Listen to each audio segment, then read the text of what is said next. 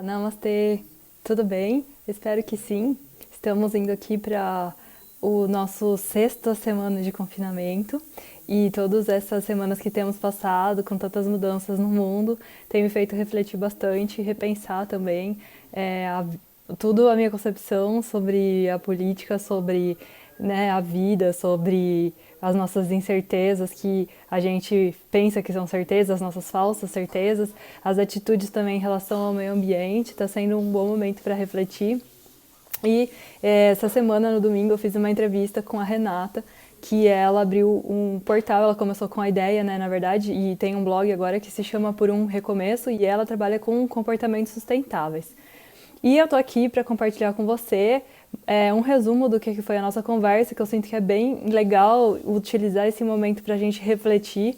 Como eu venho falando já há algum tempo, esse momento que a gente está vivendo na história da humanidade, como outros momentos de crise que aconteceram, como, por exemplo, a peste negra, a Primeira Guerra, a Segunda Guerra, que muitas coisas mudaram em um momento curto de tempo. A gente está nesse momento de que muitas portas estão se abrindo e é um momento que a gente pode escolher quais das possibilidades a gente quer abraçar para o futuro.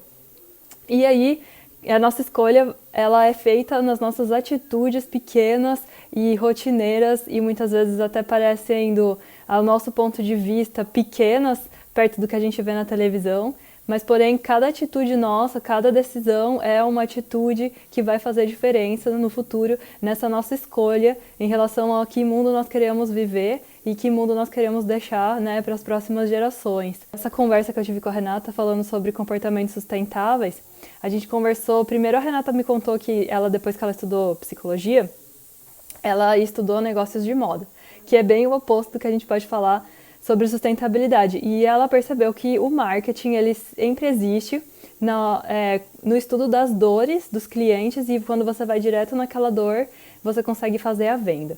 E então, como a gente vem se distanciando cada vez mais das nossas raízes, da nossa mãe terra, da nossa família, dos nossos amigos de verdade, e essa distância tem sido feita principalmente por um doutrinamento social há muitos e muitos anos que já vem acontecendo. Já acontece nas escolas, acontece através da mídia, acontece através de muitas coisas culturais que a gente consome aí no nosso dia a dia.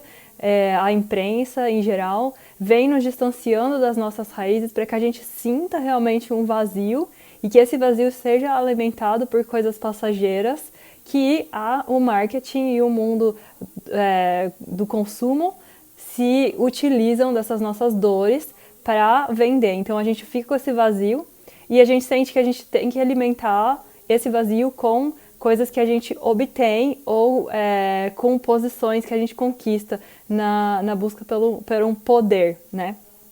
Que, na verdade, a gente acaba descobrindo o que acontece, colocando aqui então dentro da teoria do yoga, né, e do budismo e do hinduísmo, que fala, e também do catolicismo, com certeza, que fala que quanto mais a gente tem, mais a gente quer, o desejo é insaciável.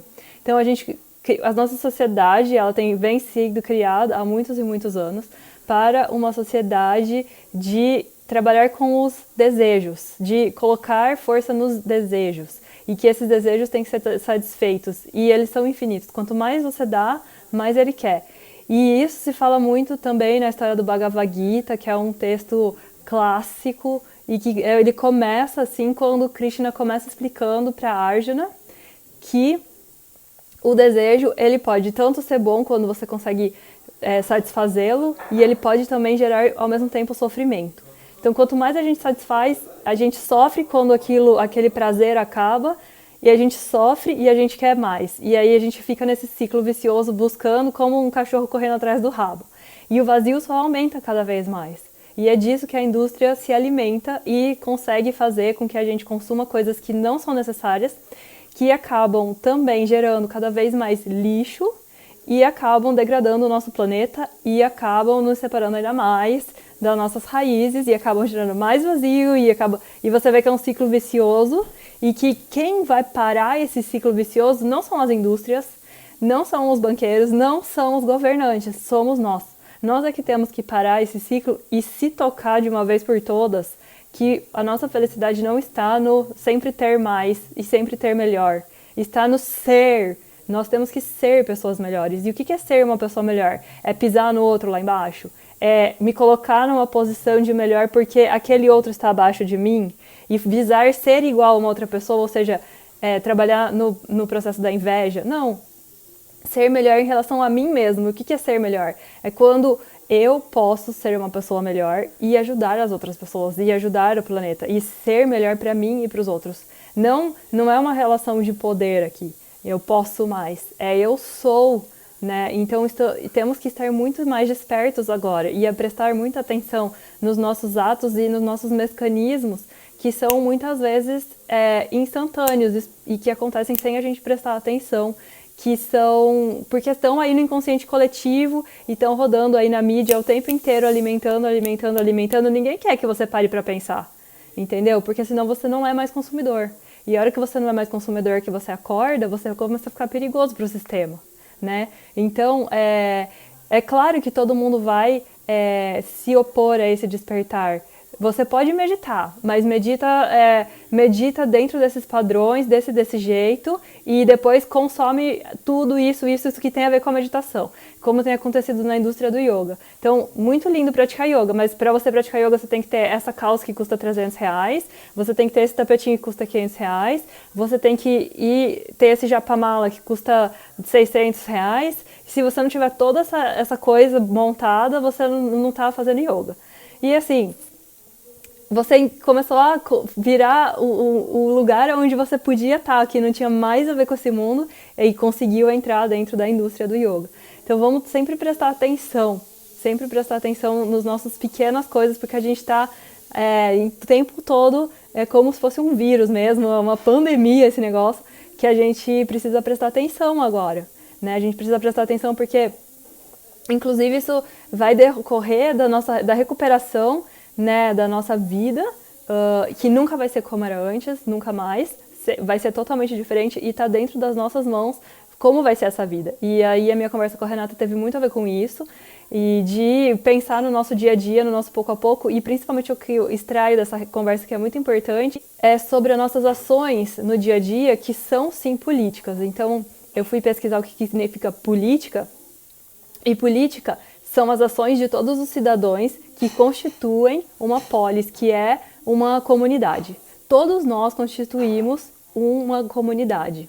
Então, todos nós estamos dentro da política, todos nós tomamos ações políticas. E, principalmente, hoje em dia, se você for ver bem, todos os políticos que a gente coloca lá em cima, e a gente acaba, a nossa ação de não fazer nada e não se informar e não saber o que está acontecendo, também é uma ação política, né? E a gente acaba deixando na mão dos outros, e isso também é uma ação política para tomar as decisões por nós.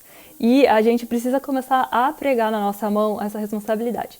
E principalmente quando você consegue ver que tudo funciona dentro dos lobbies. Então são os grandes lobbies, as grandes corporações que têm muito dinheiro e que controlam as decisões dentro do Congresso, quem vai ser o presidente, quem vai ser eleito, quem vai ser o vice, é tudo na base.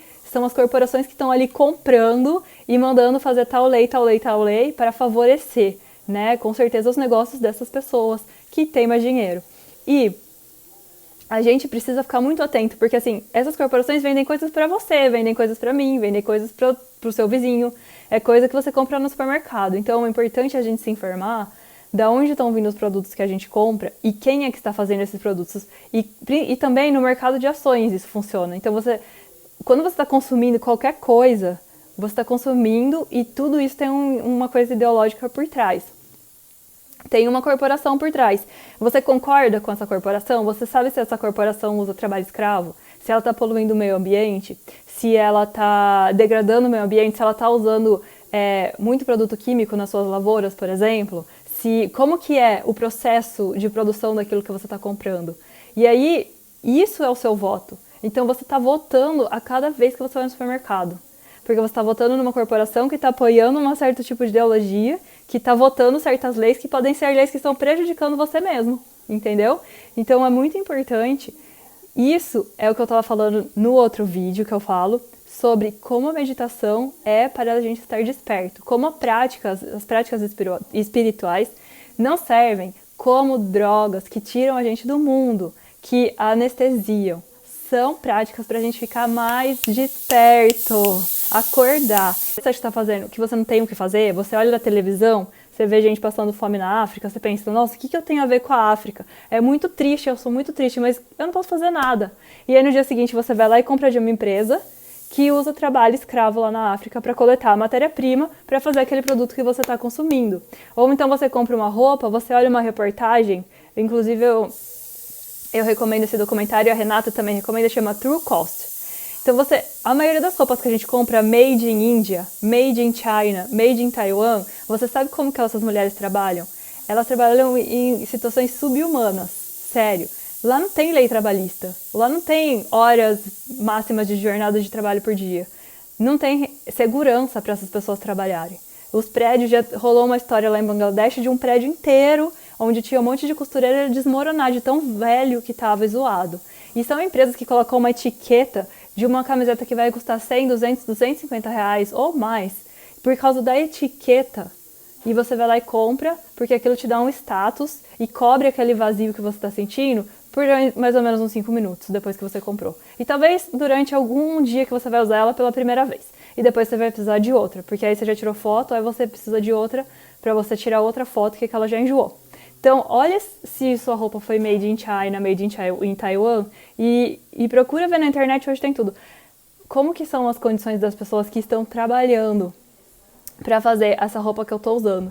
Então, isso é um processo de despertar que talvez não vai ser do dia para a noite, você não precisa mudar toda a sua vida em relação a isso, mas começa a prestar atenção, começa a ter uns lampejos, assim. Isso eu também estou tendo já, essa coisa está começando a ficar cada vez mais forte. E é por isso que eu sinto de compartilhar, que aqui eu falo bastante sobre yoga, e para mim isso totalmente faz parte da nossa prática de yoga, de colocar esse dia a dia, porque muita gente também me fala assim, ai Ju, eu já fiz esses milhões de cursos, já estudei física quântica, já sei meditação, e eu fiz não sei o que lá com os cristais, depois eu fiz um monte de pranayama, e aí eu não sei o que fazer da minha vida agora, eu não sei como aplicar isso. Gente, é assim, é no pouco a pouco, é no dia a dia, é prestando atenção nas coisas que a gente está fazendo e como elas afetam a nossa volta. Tudo que a gente faz afeta as pessoas à nossa volta, o mundo inteiro, inclusive, se você pensar nisso que eu estou te falando. Então, espero que gere aí uma reflexão e que a gente possa também começar a aumentar também essa reflexão. Gostaria que você deixasse aqui seu comentário sobre esse assunto e também enriquecendo a nossa discussão. Boa semana para você. A gente se vê na semana que vem. Um beijo e boas práticas. Namastê.